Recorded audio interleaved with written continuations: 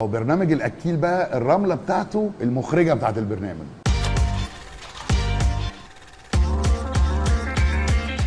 النجم الجميل والاكيل مراد مكرم، اهلا بيك معانا النهارده. اهلا بيك يا جهاز. جاهز؟ يس.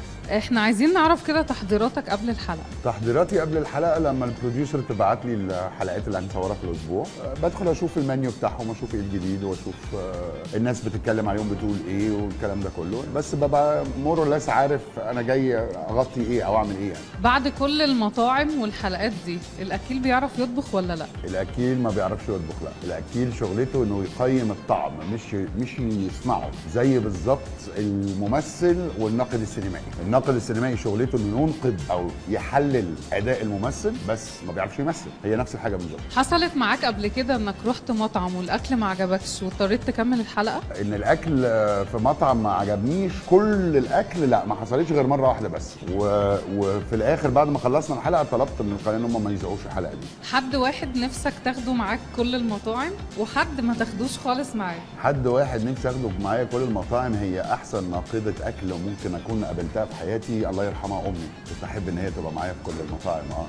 ارائها وهي بقى عقود من الطبخ يعني، فخبرتها اكبر بكتير يعني. حد ما احبش اخده معايا خالص مراتي وبنتي، الاثنين ما لهمش في الاكل. التشويس الحاجات اللي بياكلوها او مستعدين يدوقوها قليله قوي قوي قوي، وبنتي اكتر كمان يعني. هينكدوا عليا لو راح معايا حد.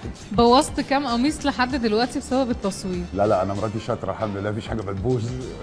بتصلح قمصان السلام يعني. الاكل بتاع التصوير بيروح فين بعد الحلقه ومين اللي بياكل؟ انا عندي عاده كده من ساعه ما ابتديت البرنامج، ان الكرو كله بتاع التصوير بناكل كلنا مع بعض، مفيش حاجه بتفضل يعني. وفي كام واحد كده معروفين بالاسم اللي متابعين البرنامج عارفين ان هم ايه، الحمد لله فاكيوم بيشفطوا كل حاجه يعني. بتقعد قد ايه مش عارف تاكل بعد الحلقه؟ لا، هو عاده انا بصور الحلقه في ميعاد الغداء، فبيعتبر زي غدا يعني وخلاص. مصر كلها بتحسدك على شغلانتك، انت بتحسد مين على شغلانتك؟ انا بحسد مين على شغله؟ الطيارين يلفوا العالم. انا احب قوي ان انا اشتغل الشغلانه دي كل يوم في بلد وكده، رغم ان هي مرهقه طبعا زي اي شغلانه، ليها المزايا والعيوب يعني. بتاكل قبل التصوير ولا لا؟ اجيب معده منين يعني؟ بتحب مراد الممثل اكتر ولا مراد الاكيل؟ انا بحب مراد وبحاول دايما اخلي مراد احسن. هو مراد الممثل، هو مراد المذيع، هو مراد الاكيل، هو مراد المغني، هو مراد. طلعت مغني هايل، ممكن نسمع صوتك تاني؟ شغالين على حاجه انا وفريق العمل بتاعي كده دلوقتي ان شاء الله، يا رب نشوف يعني. اخر حاجه بقى، رساله لكل اللي بيحسدوك على البرنامج.